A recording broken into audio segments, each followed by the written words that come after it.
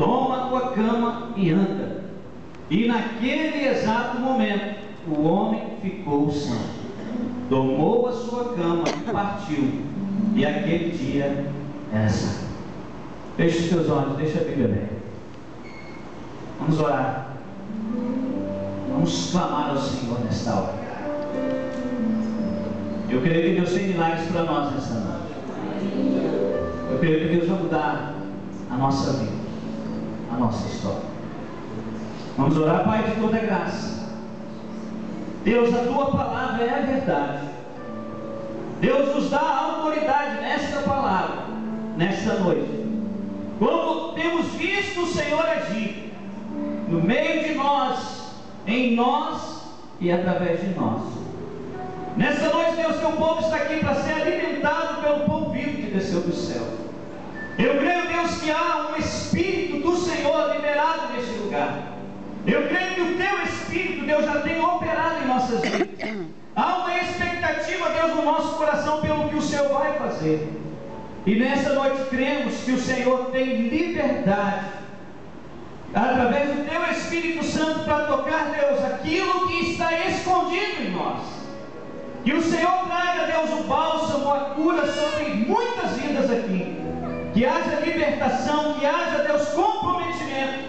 Que haja nesta noite, Deus, uma tomada de posição, para entendermos que o Senhor tem um projeto e uma urgência com esse projeto em nós. Não há mais tempo de andarmos como meninos. Não há mais tempo do Senhor de andarmos sendo levados, Deus, por este ou aquele fundamento. Nessa noite o Senhor nos posiciona, Senhor, segundo a tua palavra, que é boa, perfeita e agradável. Corrija os nossos passos, que a nossa visão, Deus, como foi cantada aqui, seja aberta, que os nossos olhos enxerguem, Deus, que há um plano maior, e que se nós o buscarmos, o Senhor será achado de nós. Essa noite o nosso coração anseia pelo Senhor.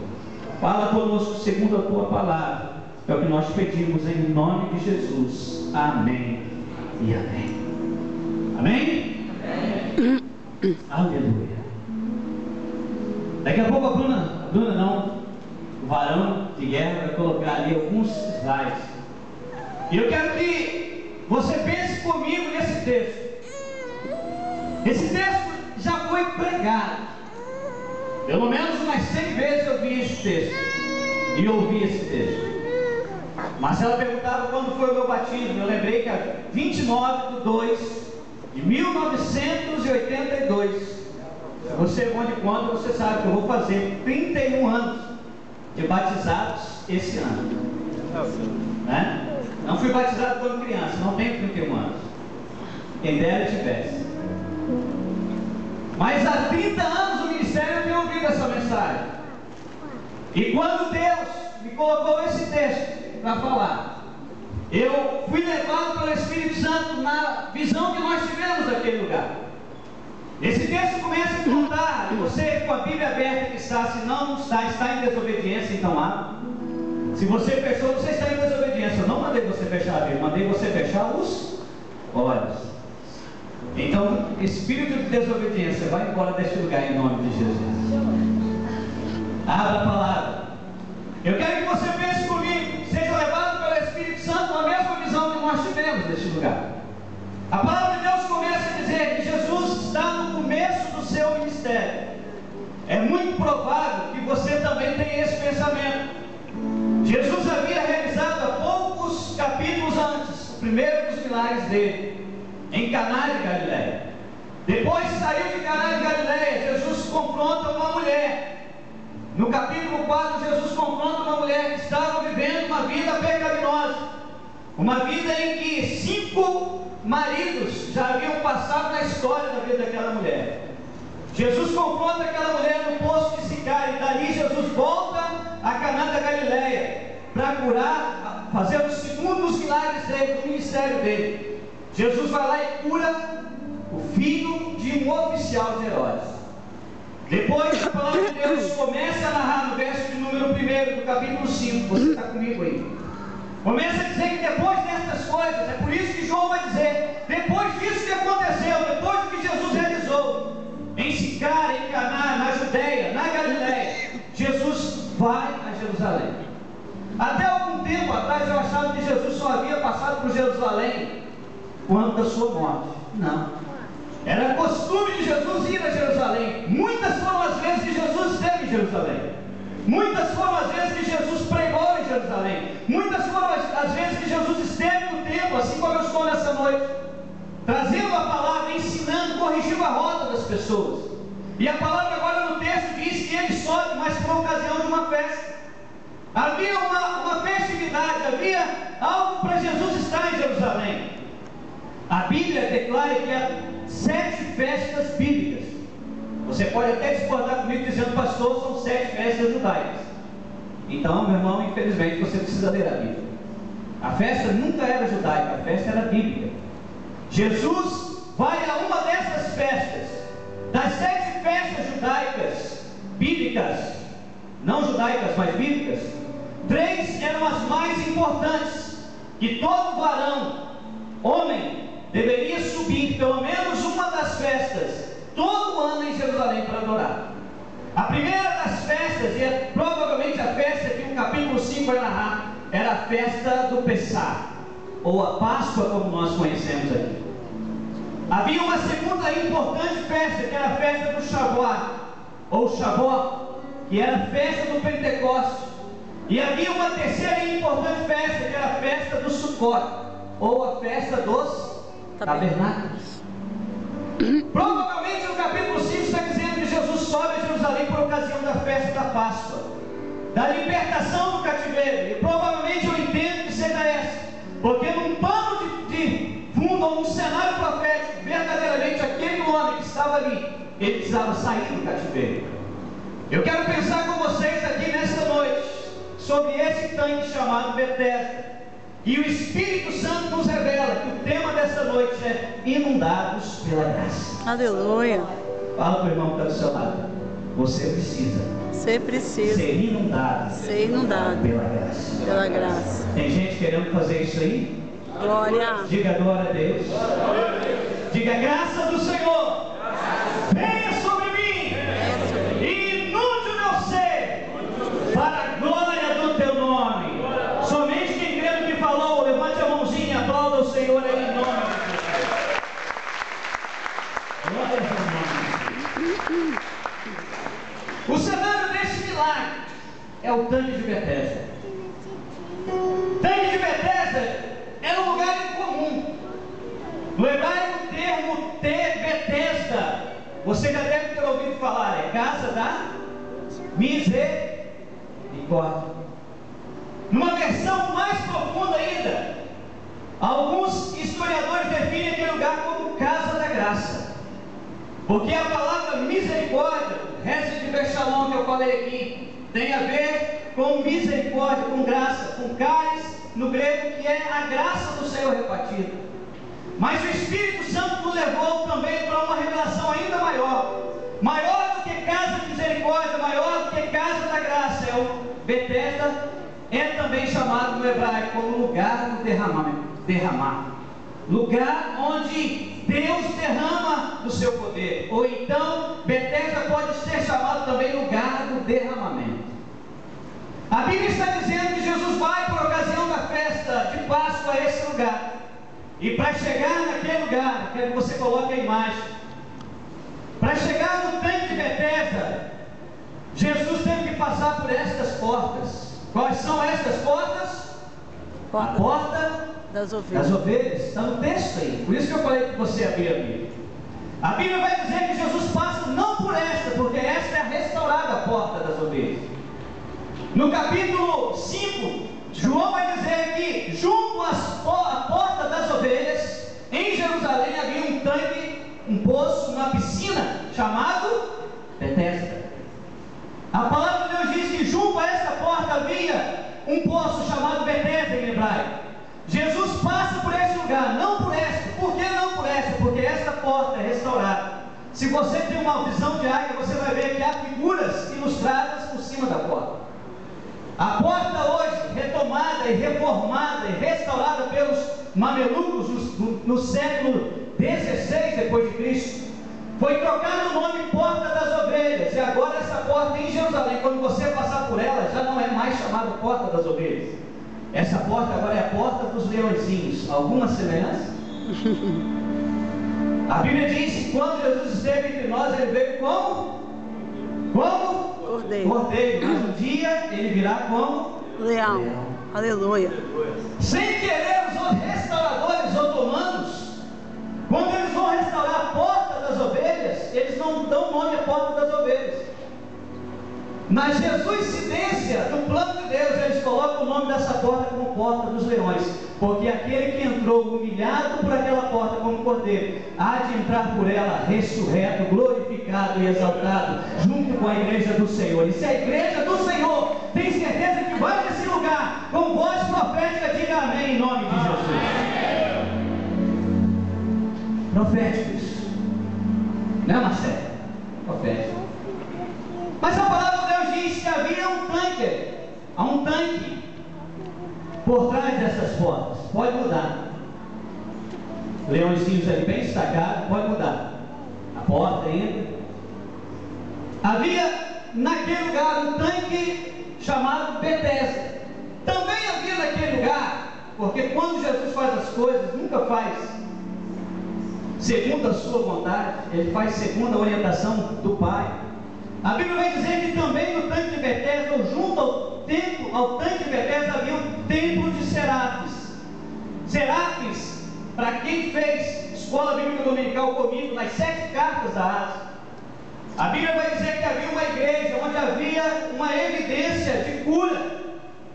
E lá naquela igreja havia um templo de Serafes. Se você faz medicina, ou já fez medicina, ou conhece o símbolo da medicina, Serafes é o Deus chamado Deus da cura. É aquele bastão com uma serpente enrolada.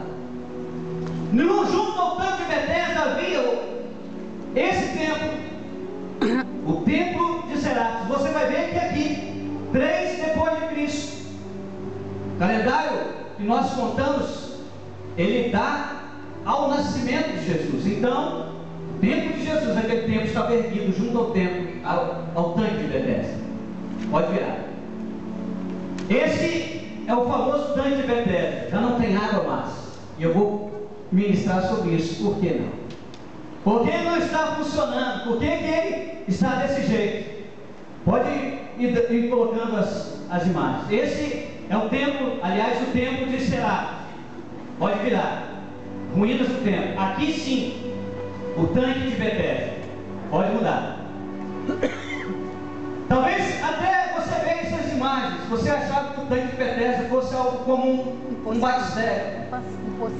A sua imaginação talvez pensasse: olha, o tanque de Betesda era uma piscina aí de 1000 litros. E a Bíblia diz que junto ao tanque de Betesda jazia uma grande multidões de enfermos, doentes, cegos e paralíticos. Pois bem, para aguçar a sua curiosidade, segundo a história, esse tanque, todo esse conjunto de construção é o tanque de Betesda. O tanque de Betesda media aproximadamente 100 metros de comprimento, por 60 de largura e por 10 de profundidade. Se você viu as imagens que nós postamos no Facebook, você vai ver que eu desço para dentro do tanque de Betesda. Pode ver. Todo esse conjunto é o tanque de Betesda. Pode mudar. Tanque de Betesda. Tanque de Betesda. Ali eram lugares onde, segundo a história, a grande multidão de paralíticos, enfermos, coxos e cegos estavam assentados, esperando que viesse o suposto anjo que viesse mover as águas. Então, nesse lugar, com certeza, no ano primeiro, ou no tempo de Jesus, estavam lá multidões de paralíticos, enfermos, coxos e cegos. Pode mudar. Acabou? Beleza. Então vem comigo para esquece a imagem.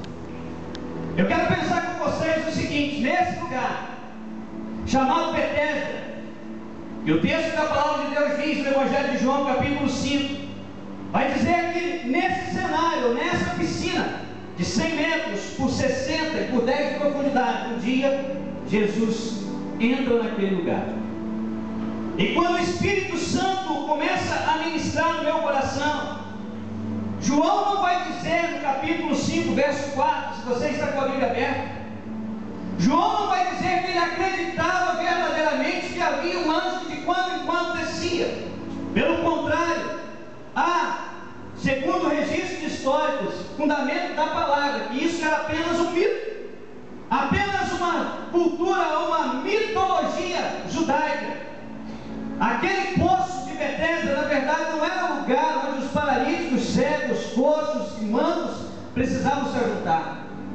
O tanque de Betesda, na sua parte funcional, o porquê dele existir, na verdade era um lugar onde as pessoas que iam ofertar ao templo, como a pastora Marcela ensinou aqui, eles necessariamente passavam ao tanque de Betesda, compravam junto ao tanque de Betesda a sua ovelha, o seu animal, e no tanque de Betesda eles lavavam aquele animal, para que aquele animal pudesse andar ali aproximadamente 200 ou 300 metros, para ir ao templo do Senhor ofertar aquele animal. O tanque de Betesda não foi criado para que mancos, cegos, paralíticos e coxos se ajuntassem nele. Mas depois que aquele templo de Serapis, ou a potestade de Serapis é colocada naquele lugar, então cria-se um mito de que de quando em quando um anjo vinha, tocava ou agitava as águas naquele lugar. E então o primeiro que descesse naquele lugar, pelo agitar das águas do anjo, ele era curado do mal. Não havia um fundamento, não havia testemunhas que dissessem ou atestassem: olha, eu fui curado no tanque de Betesda. Tudo partia do pensamento humano. Havia uma crendice, havia uma fé desfocada de que aquele lugar, de quando em quando, o Espírito da graça ou da misericórdia tocasse as águas, agitasse as águas fervessem, então alguém que descesse primeiro era curado. Não há evidências históricas ou bíblicas de que aquele anjo descia ali, mas há evidência bíblica de que naquele lugar havia cegos, coxos, paralíticos e mancos. Eu quero pensar com você nessa noite sobre isso, porque Betesda é o retrato da igreja. Betesda, numa visão espiritual, é o retrato do que nós vivemos nesse tempo, de uma religião focada não no Deus do milagre, apenas no milagre, não no que Deus quer fazer, mas no que Deus pode fazer. Betesda retrata a religião sem foco, sem uma certeza, sem uma visão de que há algo melhor e maior para nós. Betesda significa uma religião sem compromisso, ou apenas o ritualismo ou legalismo de estarmos na casa do Senhor. Betesda traz esse retrato, porque se você entender o que o Espírito Santo quer falar para você nessa noite, você vai entender aquilo que ele está falando comigo e quer repassar para a igreja. Que naquele lugar havia um mito de um anjo, mas na realidade havia cegos, coxos, paralíticos e mancos. Naquele lugar onde supostamente havia misericórdia, naquele lugar autodenominado Casa da Graça, Casa da Misericórdia, o de fato que existia eram pessoas que precisavam destas coisas, precisavam da graça, precisavam da misericórdia. E então em Betesda eu posso resumir muito profundamente no Espírito Santo, de que no lugar da graça e da misericórdia, o que menos existia era graça e misericórdia. Não é essa a nossa realidade? Não é a realidade de muitos ministérios, não é a realidade de muitas pessoas que têm vindo à igreja, mas o que mais falta em suas vidas é graça e misericórdia. Tem vindo a Betesda, que se chama igreja, tem vindo ao lugar da misericórdia, a casa da misericórdia, onde cremos que aqui, se invocarmos o nome do Senhor, vidas serão salvas, outras serão libertas, outras serão curadas, mas o que mais falta entre nós é graça e misericórdia. O que eu aprendo nesse texto é algo que pode doer no seu coração. Porque a palavra de Deus, numa revelação profética, diz que na casa da misericórdia e da graça, o que mais faltava era graça e misericórdia. Também é verdade que o que tem faltado nas nossas vidas, nas nossas igrejas, é graça e misericórdia. A revelação do Espírito Santo diz que naquele lugar também havia um homem. Naquele lugar, no meio daquela grande multidão que jazia ali, muitos e muitos anos, havia um homem em particular.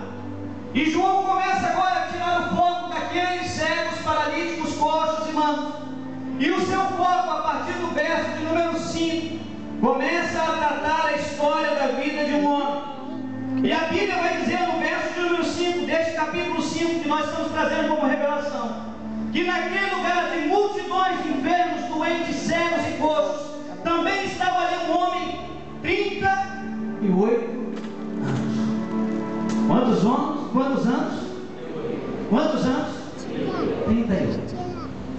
Se você estuda um pouquinho a Bíblia, você vai saber que o que eu falei, Jesus está começando o seu ministério. Se entendemos que Jesus morreu com aproximadamente 33 anos e meio, então agora, de 3 anos e meio aproximadamente, ele desenvolveu o ministério. Numa conta muito fácil, você vai entender que Jesus tinha quantos anos agora? 30 anos. E se esse homem estava em Betesda 38 anos, numa dedução muito fácil, você vai entender que antes de Jesus nascesse, aquele homem já estava lá. Que isso? 38 anos. Dependendo de graça e misericórdia, no lugar onde devia sobrar e sobejar graça e misericórdia. A Bíblia diz que aquele homem está em Betesda. Nas ruínas que nós vimos, havia naquela construção 5 alpenes. Você está comigo aí? 5 alpenes.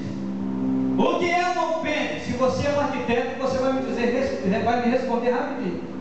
Mas se não for arquiteto ou técnico de edificação, você não vai saber o que é alpene. Alpene não é patamar, alpene não é pavimentos, alpene é cobertura. Ei, papai. E aqui Jesus vai pegar você.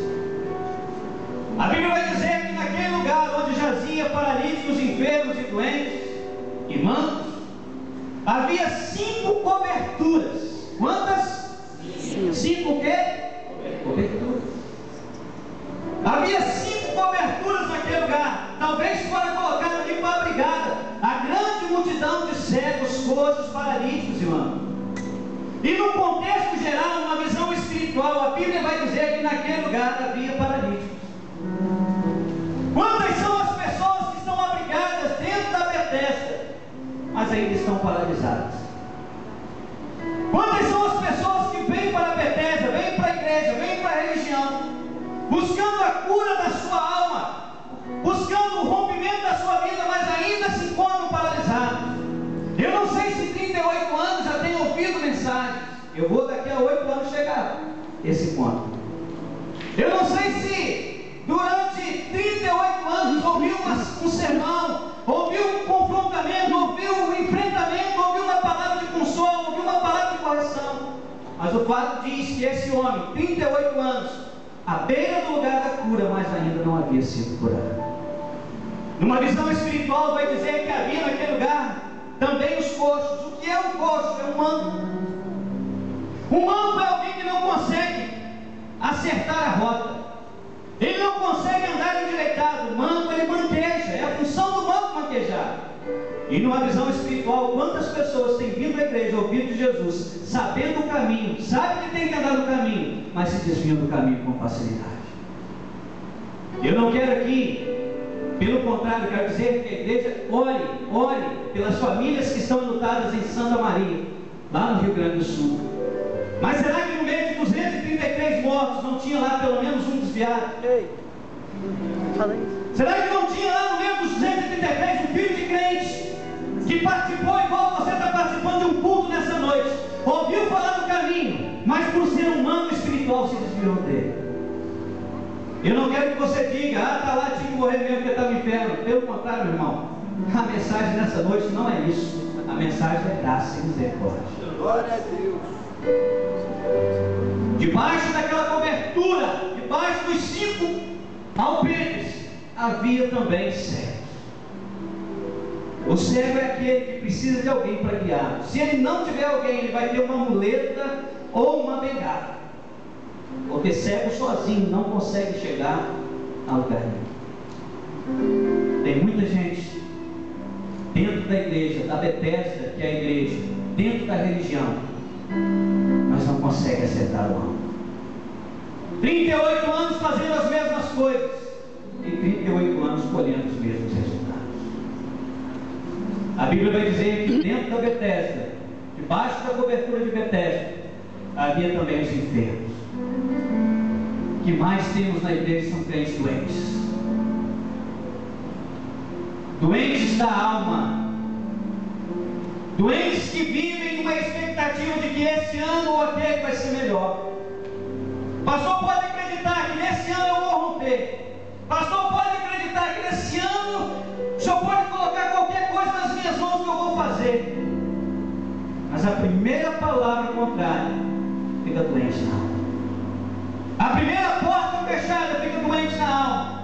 O primeiro não que ouve fica doente na alma. Meu irmão, você está enfermo, mas Betesda também é lugar de cura. Betesda também é lugar de misericórdia. E o que eu quero pensar com você nessa noite é que nesse lugar, no meio daquela grande multidão, dos que estavam em Betesda, nessas 4 categorias de enfermos, doentes, inválidos, de pessoas paralíticas, mancas e cegos, também havia aquele homem. E a palavra de Deus diz que Jesus, quando chega naquele lugar, não escolhe outra pessoa que não fosse aquele homem. 38 anos havia enfermo. Alguns já pregaram que ele era paralítico, outros pregaram que ele era coxo, mas o texto não diz, o texto apenas diz que ele estava ali 38 anos enfermo. Jesus o vê no meio da multidão, assim como ele está te vendo agora, naquela grande multidão de inválidos, nas categorias que eu falei que Jesus vê aquele homem. Ele vê ele no meio das multidões, como eu creio que os olhos dele estão sobre a sua vida e sobre a sua casa aqui nessa noite, aleluia. Como ele contempla o meu coração e contempla o teu coração, a palavra de Deus diz que Jesus, no meio daquela grande multidão, Jesus vê aquele homem. E a Bíblia diz que ele não apenas vê, ele conhece a necessidade daquele homem. Talvez você entrou aqui e muitas pessoas não viram. Jesus te viu, aleluia. E não apenas te viu, ele sabe a necessidade do seu coração. Ele sabe a sua luta, ele sabe a sua dor, sabe o que está passando no teu coração. Ele sabe como está angustiado a tua alma, ele sabe a resposta que você precisa. Sabe por quê? Porque ele conhece há quanto tempo você está vivendo dessa forma. A realidade, Jesus vê aquele homem, Jesus conhece o problema dele. E a Bíblia vai dizer que Jesus vira para ele e pergunta: queres ser curado? Eu posso trazer para os nossos dias nessa noite dizendo que o que Jesus perguntou para aquele homem, na verdade, aquele homem que estava acostumado a Betesda, o sentido da pergunta de Jesus não foi bem queres ser curado. O sentido profundo da revelação do Espírito Santo é o que Jesus perguntou para ele, na verdade, foi: você está disposto a mudar? Você está disposto a abandonar a cobertura ou as coberturas de Betesda? Você está disposto a sair desse sistema que a sua vida se tornou? Você está disposto a abandonar Betesda? E a pergunta que eu faço para você nessa noite é essa, através do Espírito Santo: será que você está disposto a abrir mão de Betesda em prol de ser inundado pelas águas da graça do Senhor? Porque a palavra de Deus diz que naquele lugar havia 5 coberturas. Aquele homem, 38 anos, havia se acostumado a estar junto ao tanque de Betesda e nunca teve a oportunidade de entrar nas águas de Betesda, nunca teve a oportunidade de experimentar o milagre de Betesda. Estava acostumado, 38 anos a palavra vai dizer. Então homens já estavam vivendo debaixo das coberturas de Betesda, ou que representavam as coberturas de Betesda. E o Espírito Santo fez eu pensar algumas coisas. A primeira cobertura que aquele homem estava vivendo debaixo representava sobre a vida dele, aquela cobertura era a cobertura do egoísmo. Porque a palavra de Deus diz o seguinte: segundo o mito judaico, a cultura judaica, a lenda judaica, de vez em quando um anjo vinha e o anjo tocava as águas. O que acontecia? Depois de haver um anjo tocado nas águas, o primeiro que descesse. Tem muita gente vivendo como este homem, debaixo da cobertura do egoísmo. Está em Betesda, nunca foi curado em Betesda, nunca teve uma experiência de milagre em Betesda. Por quê? Porque está vivendo debaixo da cobertura do egoísmo. Não, tem que ser comigo. Você pensa que se aquele homem tivesse a oportunidade de entrar primeiro na água, ele deixaria para o outro entrar? Se aquele homem durante 38 anos tivesse a oportunidade de ser o primeiro a se jogar nas águas, você acha que ele se compadeceria porque havia um cego que havia muito tempo estava ali antes dele? Ou um paralítico que havia chegado antes dele? Ou ele havia feito amizade com alguém ali, um manco? Não. A Bíblia diz que o primeiro, somente o primeiro. Tem muita gente vivendo em Betesda debaixo de uma cobertura de egoísmo. Está vivendo uma religião debaixo de uma cobertura de egoísmo. Vive dentro da igreja debaixo da cobertura do egoísmo. Só pensa em si mesmo. Primeiro o meu bem-estar. Primeiro o meu problema, pastor. Primeiro a minha luta. Não atende esse não. Ore por mim. Quem vive assim em Betesda nunca vai experimentar ser tocado por Jesus. Quem vive debaixo da cobertura do egoísmo só pensa nas suas dificuldades. É o meu desespero, é a minha vontade, é a minha vitória. Quem sabe tem alguém aqui nessa noite, pronto para mergulhar nas águas, mas ainda vive debaixo da cobertura do egoísmo. O egoísmo é não saber reconhecer que existe alguém que já pagou todo o preço que precisava ser pago por nós. A segunda cobertura que o Espírito Santo trouxe é a cobertura do comodismo. A Bíblia vai dizer que aquele homem debaixo da cobertura do comodismo estava ali vivendo um tempo, 38 anos de inatividade e indiferença. Não importava o problema do outro, não importava a luta do outro, não importava a causa do outro, mas ele estava acomodado à situação. Betesda já era um lugar de recurso, Betesda para ele já era um lugar onde ele estava já acostumado a estar. E aqui Deus falou muito forte, que tem muita gente acostumada à igreja. Está tão acostumado à igreja que quando a trombeta tocar, vai ficar na igreja e a igreja verdadeira vai subir. Está acostumado a ser crente, está acostumado a ofertar, está acostumado a louvar, está acostumado a muitas coisas. Meu irmão, a Bíblia não te chamou para ser acostumado, a Bíblia te chamou para ser inconformado. Rogo-vos, pois, irmãos, pela compaixão de Deus, que apresentei o vosso corpo em sacrifício vivo, santo e agradável ao Senhor, e renovais, e não vos conformeis. Tem muita gente conformada, e porque está conformada, está debaixo da cobertura do comodismo, acomodado a estar na igreja, acomodado a fazer parte do rol de membros, está acomodado à situação, não faz nada para mudar, não quer viver uma experiência com Deus, não está disposto a pagar o preço, não está disposto a se colocar na brecha por ninguém, não está disposto a fazer nada por ninguém, está apenas acomodado a Betesda. E a segunda cobertura na vida daquele homem é a cobertura do comodismo. A terceira cobertura na vida daquele homem era a cobertura do esquecimento. 38 anos em Camargo, ele estava lá. Quantas pessoas do seu lado? Ninguém. Estava no meio da multidão, mas não havia ninguém que se compadecia dele. Estava no meio da multidão, mas ninguém se incomodava com o problema dele. Estava no meio de uma grande multidão, mas não havia ninguém que se importava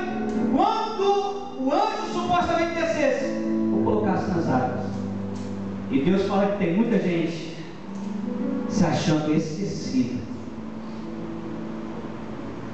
Deus me esqueceu. O ministério me esqueceu. As pessoas me esqueceram. Minha família me esqueceu. Estou 38 anos nessa situação, pastor, e ninguém lembra-se de mim. Há relatos de que as famílias levavam os paralíticos para aquele lugar e deixavam ali. Por algum tempo permaneciam com ele. Mas de tanto esperar, o suposto anjo vinha agitar as águas, aqueles homens, Anderson, e mulheres eram esquecidos. É por isso que João vai dizer, naquele tanque de Betesda jazia uma grande multidão. Pessoas que eram colocadas ali, excluídas, marginalizadas, esquecidas. E o Espírito Santo falou muito forte para mim nessa tarde, quando ele traz essa revelação que tudo que o diabo quer que você acredite é que você foi esquecido por Deus. Sabe por quê? Porque o diabo é pai da orfandade. Mas a minha Bíblia diz que Deus é pai dos órfãos e juiz das viúvas. Aleluia. Sabe o que o Espírito fala? Que o diabo tem tentado enganar as pessoas dizendo que estão esquecidas, para trazer um espírito de orfandade sobre as suas vidas. Porque quando nós somos colocados em confronto com o diabo e aceitamos o jugo do diabo, então vem um espírito chamado orfandade sobre nós. E tudo que o espírito de orfandade quer fazer você acreditar é que você não tem identidade. Sabe por quê? Porque quem tem identidade tem herança. Aleluia. Vou repetir para você dar glória a Deus. Quem tem identidade tem herança. Aleluia. Se você tem identidade, você tem herança, porque você sabe de quem é filho. Aleluia. E a palavra de Deus diz que sob a cobertura do esquecimento, aquele homem se encontrava 38 anos. Também havia sobre a vida daquele homem, de uma forma espiritual, a cobertura da irresponsabilidade. Sabe o que é a cobertura da irresponsabilidade? É sempre eu delegar a minha luta e a minha dificuldade sobre a vida do outro. Não foi o Ricamar que me ajudou? O Anderson poderia ter feito alguma coisa, Sandra poderia ter feito alguma coisa, o Everton poderia ter me ajudado. Alguém na igreja poderia ter me ajudado. Alguém poderia ter me socorrido. Isso é a cobertura da irresponsabilidade. Eu nunca assumo aquilo que eu tenho que fazer e escolher. Tem muita gente na igreja que está com o pé fora, está dizendo a culpa é do ciclano ou do fulano. Um espírito da desculpa, sempre a culpa é dos outros. Nunca assume para ele. Foi isso que aconteceu com o nosso irmão Adão. Adão, quem mostrou para você que você pecou? Foi eu, Deus. É isso que ele falou? Não. Foi? A mulher que tu me deste. Dá um tapa nas costas do irmão e falei, toma vergonha na cara, Adão. Vai, corte. Você está aí? Você está comigo aí? Fala, Deus. Aquele homem estava vivendo no costume da desculpa. Jesus não chegou para ele e perguntou, tem alguém com você, varão? Não. Jesus perguntou, queres ser curado? Ah, Senhor, não tem ninguém por mim. Tem ninguém que me auxilie, não tem ninguém que me ajude, não tem ninguém que corrija os meus passos, não tem ninguém que me jogue. Tem muita gente próximo a Betesda, mas não mergulha nas águas de Betesda, porque ainda vive na cultura da desculpa. Ah, se me chamar para fazer, eu faço. Não espere te chamar não, meu irmão. Se você é crente, você já foi chamado. João 15,16 vai dizer que não foi eu quem escolhi a ele, mas ele quem me escolheu e me nomeou para que eu vá e dê frutos. Foi ele que te chamou? Foi o mesmo que te chamou? Foi ele que te chamou? Foi ele que te escolheu. Então você foi chamado já. Ah, eu louvo a Deus pela vida de membros dessa igreja. Porque antes de encerrar a última cobertura, que é a cobertura da frustração, eu quero ilustrar algo que nós vimos nessa manhã. Não foi no ministério do Silas Malafaia. Não foi no ministério do Jaime de Alencar. Não foi no ministério que você fica lá, em vez de estar na igreja, do R.R. Soares. Não foi no ministério de irmãos grandiosos, homens de Deus, não questionam, que estão na mídia, pregando a palavra através da televisão. Foi aqui nesse ministério. E se você não viu nunca um milagre, meu irmão, hoje você perdeu. Porque no culto dessa manhã, quem estava aqui? Quem estava aqui? Quem estava aqui, diga amém. Eu cheguei aqui nessa manhã, e antes mesmo de chegar, o irmão abriu e falou: o pastor chegou. Eu que não sou tão crente como você, eu falei: problema. O pastor Márcio é mais crente que eu, vai falar oportunidade. Eu falei: problema. O irmão entrou comigo, trouxe ele aqui para frente. A pergunta que ele me fez foi o seguinte: quem estava aí de manhã? O que ele perguntou para mim? Deus existe, pastor? Eu falei: meu Deus, unção dobrada de problema. Eu falei: Deus existe. Tanto existe que eu e você estamos aqui. Porque se estamos aqui é porque alguém criou. Não foi meu pai, não foi minha mãe, mas existe um ser maior do que todas essas coisas, que tem um controle de tudo. E aí a pergunta mais horrenda que alguém pode perguntar para a gente é: ele perguntou, então se Deus existe, pastor, e se eu aceitar ele agora e sair daqui e me jogar debaixo do carro, eu estou salvo? Falei: unção triplicada. Falei: Deus agora é o Senhor mesmo. Conversei com ele. Entendeu, mal? Uma meia hora aqui, não foi, mal?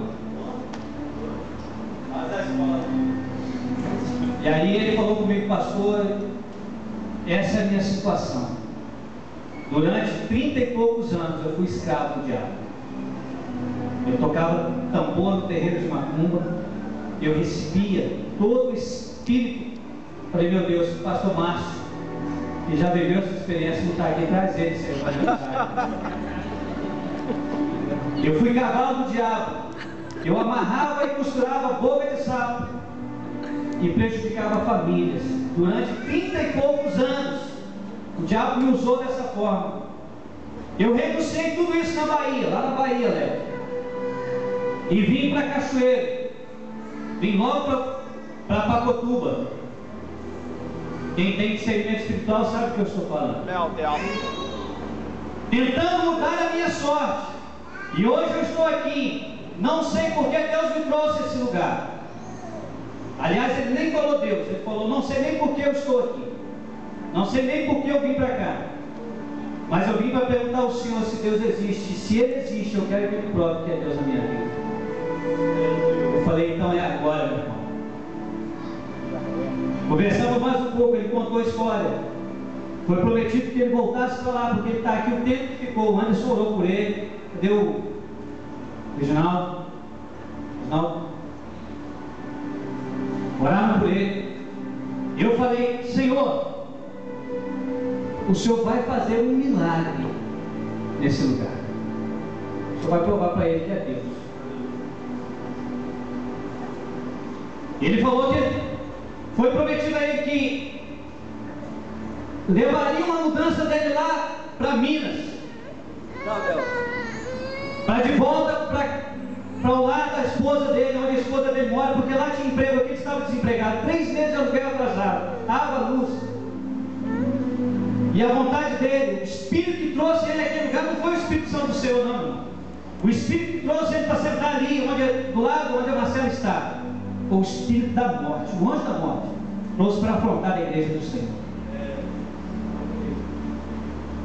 Eu falei: pois bem, o que prometeu para você não interessa. Deus vai manifestar o seu poder, você crê? Ele falou: se Deus quiser, hoje. Quando? Hoje ele falou. As 3 noites que eu ficava tocando atabaque, tambor de macumba, recebendo dinheiro, eu vou fazer para Deus 3, 4, 5 vezes mais. Se eu ficava 3 dias servindo ao diabo, eu vou ficar 9 dias servindo a Deus. E aonde quer que eu for, se Deus quiser, quando? Hoje, eu vou falar que Deus existe. Chamei o Anderson e um mais varão para vir orar com ele. Veio aquele abençoado. Fique de pé, varão. Cunhado do pastor Márcio, que também, meu nome é baiano. Orou por ele. Reinaldo, né? Reginaldo é lá na praia. Unção do pastor Mozaneiro sobre a minha vida. Ele orou por ele. Depois que nós falamos, oramos aqui, e a lição dessa manhã foi essa: a autoridade. Não foi?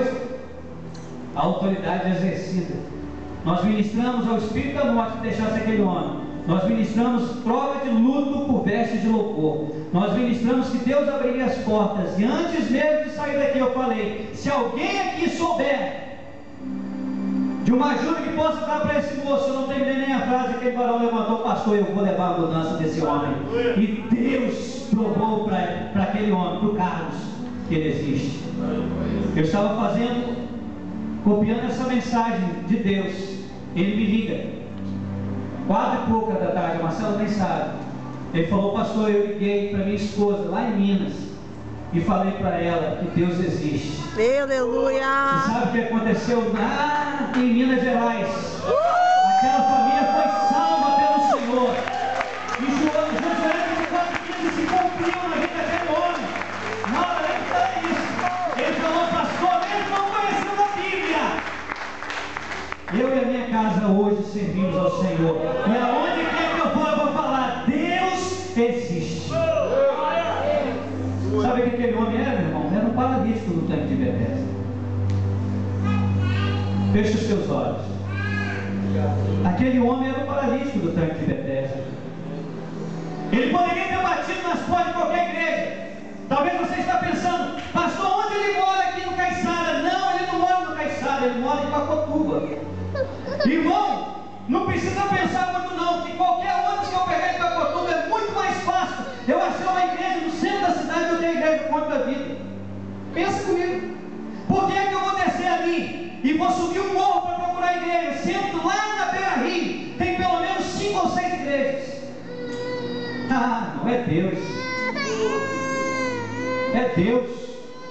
Purinho sem mistura. Aquele homem poderia ter ido a qualquer lugar. O que o Mauro falou aqui foi uma revelação do Espírito Santo. Não fomos nós que ensinamos aquele homem, foi aquele homem que ensinou a nós. Porque às vezes a igreja tem se comportado como um tanque de Betesda. Paralíticos, enfermos, coxos e cegos estão aí ao nosso redor todo dia. Talvez assentado aí no lugar que você está, mas ainda não mergulharam na graça e na misericórdia. O Carlos foi tocado pela brasa viva do altar de Deus. E a sua família hoje é salva e liberta. Pela igreja de Ponte da Vida, pelo pastor Luiz, pelo Mauro, quem estava aqui não. Pelo Reinaldo não. Pela graça e pela misericórdia do Senhor. Feche os teus olhos, eu quero orar com você. Porque milagres acontecem. 38 anos aquele homem esperou um encontro. Sabe por que muita gente não foi curada? Porque está ao redor do tanque, enfermo igual o Carlos, talvez escravizado pelo diabo. Tudo que precisa é tomar uma atitude. Qual é a atitude? Não mergulhar nas águas, não, porque a água não cura, quem cura é Jesus. O sobrenatural não estava no mover das águas, o sobrenatural está naquele que passou as portas das ovelhas e tocou aquele homem. E a enfermidade que durava 38 anos, a cobertura última, que era a cobertura da frustração, foi retirada sobre a vida daquele homem. Tem muita gente que vive na igreja debaixo da cobertura do egoísmo, debaixo da cobertura da comodismo, debaixo da cobertura do esquecimento, da orfandade do diabo, debaixo da cobertura da irresponsabilidade. Sempre a culpa é dos outros, mas também está debaixo da cobertura da frustração. Cria-se uma expectativa, vive-se uma expectativa, mas o final dessa expectativa expectativa é frustração, é desilusão, é desesperança. Vive uma expectativa, cria-se uma expectativa, mas na verdade tudo que você sente na igreja é um sentimento de inutilidade. Essa noite Jesus quer tocar você. E essa palavra também é para muitas pessoas que fazem parte da igreja, mas não tem parte com o Senhor da igreja. Talvez você está muito acostumado a estar em Betesda, mas nunca teve um encontro com Jesus. 38 anos ouvindo cânticos e sermões, uma boa palavra, mas é só isso. Você nunca tomou uma atitude de mudança. Eu quero orar com você, eu quero que você feche os seus olhos. Eu quero orar com você que veio a esse lugar, que vive esses enfrentamentos, desiludido, decepcionado. Você que veio a esse lugar e está sem esperança, se sente esquecido, se sente abandonado, como esse homem estava. Talvez você sempre vive protelando as coisas, dando desculpa para as coisas, sempre atribuindo a responsabilidade que é só sua. A Bíblia diz que a alma que pecar, esta certamente morrerá. O pai não vai levar o castigo ou a impunidade ou a iniquidade do filho, nem tampouco o filho do pai. É você, meu irmão. Talvez a sua esposa, o seu marido, teus filhos são membros dessa igreja e você está aí sentado. Quando que você vai tomar uma atitude? Vai sempre delegar a sua salvação para outros? Não. Não seja omisso, não seja irresponsável. Não viva debaixo da cobertura do egoísmo, não viva debaixo da cobertura do comodismo. Está muito bom do jeito que está, pastor. Porque enquanto lá estava, em Betesda, aquele homem, 38 anos estava enfermo. Jesus encontra ele e dá uma palavra profética: levanta, toma o teu leito e anda. Por que Jesus não falou levanta, toma o teu leito apenas? Jesus disse: levanta, toma o teu leito e anda. Ou seja, saia do lugar dos teus problemas, saia do egoísmo, saia da frustração, saia da comodidade, saia do esquecimento, saia do lugar que tem paralisado você. Então a Bíblia vai dizer que o segundo encontro de Jesus com aquele homem já não é mais em Betesda, agora é no templo. Ele entra louvando, glorificando e honrando o Senhor. Toma o teu leito e anda. Sabe o que é isso? Tomar o teu leito e andar era... Jesus estava dizendo para aquele homem, embora fosse sábio, toma o teu leito, levanta, toma o teu leito e anda. Jesus estava dizendo para ele: olha, o símbolo do teu fracasso, o símbolo do teu esquecimento, o símbolo da tua frustração, que é o teu leito, agora, meu irmão, será testemunha da tua vitória. Aleluia! Aleluia! Ei, papai! É por isso que Jesus falou: não larga isso aí, sai, vai embora. Não, Jesus falou: toma o teu leito e anda. Porque aqueles que te viram prostrado agora vão ver você caminhando como o troféu da tua vitória. Deus está falando para muita gente aqui, aleluia, que aquilo que tem te humilhado, aquilo que tem te frustrado, irmão, você vai pegar e colocar debaixo do braço e vai dizer: Jesus me curou, olha aqui o símbolo da minha vitória. Aleluia. Olha aqui a testemunha, olha aqui esse filho só me dá um trabalho, olha aqui um santo homem de Deus, olha aqui essa filha só me dá um problema, olha aqui uma mulher cheia do Espírito Santo. Ei. Olha aqui o meu casamento, pastor, até 2 anos atrás, tudo enrolado. Olha aqui, ó, casamento restaurado e liberto pelo Senhor. Olha aqui a minha família, minhas finanças, meus problemas. Olha aqui a minha enfermidade, pastor. Eu estou carregando, não é para me humilhar, não.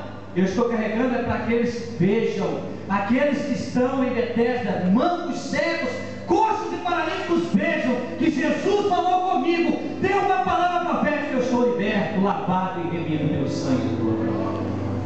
Para que eles vejam que aquilo que era símbolo de vergonha e dor, agora é um troféu de um milagre. Você quer tomar o teu leito e andar nessa noite? Qual é a tua dificuldade? Se você entendeu essa palavra, eu quero orar com você. Eu quero que você fique de pé.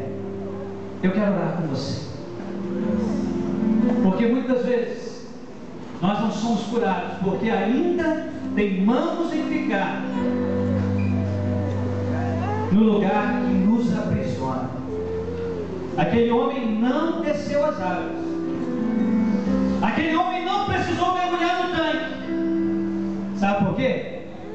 Porque o Jesus de João 4 vai dizer para a mulher samaritana: não é Betesda não, que é o lugar da cura. Eu sou a água da vida.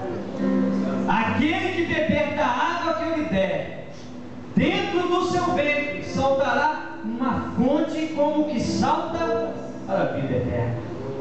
Quando Jesus entra no tanque de Betesda, as águas do tanque de Betesda têm que se dobrar ao poder da fonte da água da vida. Ele está aqui nessa noite. Ele quer curar a sua ferida. Ele quer lavar a sua alma. Ele quer avivar o teu espírito. Ele quer curar as suas dores, os seus traumas. Ele quer tornar você alguém capaz de tomar aquilo que te afligia, tomar o símbolo da tua dor e da tua vergonha, não importa se 38 anos. Ele quer que você coloque aquilo que era incômodo para você e saia pelas ruas de Cachoeiro do Itapemirim, no lugar onde você mora, dizendo: eu tive um encontro em Jesus, com Jesus em Betesda, e eu fui curado e liberto para a glória do Senhor. Eu quero orar com você. E eu quero fazer um desafio. O primeiro foi: fique de pé. O segundo desafio é para você que está cansado de vir a Betesda, mas nunca ser curado. E nessa noite entende que Deus tem cura para você. Cura da alma, cura do espírito, cura do físico. Não estou aqui para limitar o que Deus vai fazer. E se você tem fé suficiente, como Carlos teve, como o paralítico de Papotuba teve, de vir ao tanque de Betesda e ser tocado por Jesus, a ponto de já testemunhar: Jesus fez, pastor, algo extraordinário. A minha casa se dobrou. A minha esposa, lá em Minas Gerais, disse: eu quero esse Deus. Eu quero viver debaixo da graça desse Deus. E você entende que tem graça e misericórdia, tem Betesda para você, nesse lugar. Nesse lugar, em nome de Jesus, vem à frente. Eu quero orar com você. Você ficou de pé e quer vir à frente, vem. Eu quero orar por você. Eu quero ser o intercessor diante do Senhor nessa hora, juntamente com o Espírito Santo, para orar por sua vida. Deus quer curar seu trauma. Deus quer curar a sua dor. Jesus está aqui. Ele já passou pelas portas, como ovelha e agora como leão. Se você quer, venha. Evangelho não é apelo. Pastor, tem que fazer apelo. Quem disse? Mauro, quantos apelos eu fiz para o Carlos? Nenhum. Porque quando Deus quer fazer e eu deixo Ele fazer, Ele faz. Eu não preciso ficar falando aqui: vem, vem, vem, não. Se você quiser, vem. Faça como esse corajoso aqui. Vem. Deus tem graça e tem misericórdia. Deus quer derramar sobre a sua vida. O segundo desafio é: você entrou aqui nessa noite, talvez não é membro de nenhuma igreja, não é membro desta igreja. Você vive numa religião, e o relato de Betesda é que havia ali um sentimento religioso, tão religioso, que quando Jesus cura, os religiosos, ao invés de agradecer a Jesus pelo milagre, começam a questionar: mas não é sábado? E você está cansado de ser religioso, você quer ser filho, porque quem filho tem identidade. Quem é filho tem identidade, quem tem identidade é filho, e quem é filho tem herança. Eu quero fazer um segundo desafio. Você quer receber Jesus no teu coração nessa noite? Então, além de estar aqui na frente ou de pé aí, você vai levantar a mãozinha, vai dizer: pastor, eu quero Jesus na minha vida. O segundo desafio é esse: eu quero viver na dependência da graça e da misericórdia. Eu quero viver a cada dia desfrutando de um milagre, de um toque, poder tomar aquilo que me afligia, aquilo que me humilhava, e dizer: agora eu sou curado, agora eu sou liberto. Há alguém aqui nesse lugar e quer entregar a sua vida a Jesus? É só levantar a sua mão aí atrás. estiver. Alguém que queira reconciliar-se com o Senhor, dizendo: Deus, eu quero voltar, eu quero mergulhar nas águas do Teu Espírito, eu quero ser cheio do Teu renovo, eu quero ser cheio da Tua voz, eu quero ter um compromisso com o Senhor, eu já não aguento mais estar à beira do lago, à beira do poço, eu quero mergulhar, não em Betesda, mas eu quero mergulhar no Espírito do Senhor. Alguém aqui nessa noite que queira reafirmar o compromisso?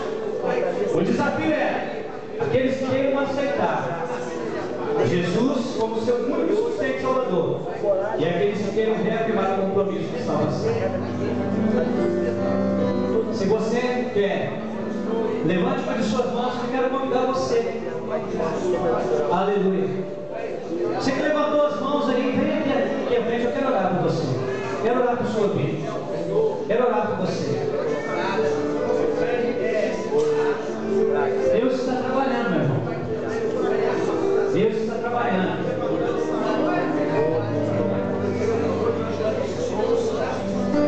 Aleluia. Alguém rapidamente que está conversando. Silêncio. Seu nome é Tatiana. Tatiana está entregando a sua vida. Aleluia. Você pode dar glória a Deus? A Bíblia diz que a festa é diante dos anjos do Senhor por uma alma que se rende. Eu não sei a sua vida, o seu compromisso da Tatiana a partir de hoje com Jesus. Vamos orar, feche seus olhos. Mas não, nós nos derramamos diante do Senhor. Deus, nós estamos aqui em Betesda. Deus, esse texto é o texto da igreja do Senhor. O lugar onde deveria haver alegria, o lugar onde deveria haver misericórdia, o lugar onde deveria haver graça. Mas às vezes, Deus, só há tristeza. Assim como Betesda, lá em Jerusalém, a casa da misericórdia não era casa da misericórdia, não era casa da graça. Poderia até se chamar assim, mas não era a realidade assim. Pelo contrário, talvez se fosse por nome apropriado, fosse lugar do desesperado, lugar da desassistência, lugar do abandono, lugar do esquecimento. E quantas vezes como igreja nós temos nos comportado assim? Quantas vezes como igreja nós temos, ó Deus, todo motivo para nos alegrar diante do Senhor? E aqui está a Tatiana. Deus, isso aqui é motivo da igreja glorificar. Não é que o céu está ganhando mais uma, não. É que o inferno está perdendo. O inferno está perdendo. Isso por si só já é um motivo de expressarmos graça. Mas às vezes, Deus, infelizmente, se isso dói no meu coração, que dirá no teu? Às vezes, há mais alegria na Betesda que a igreja, quando as pessoas vão embora, porque quando chegam são recebidos. Às vezes,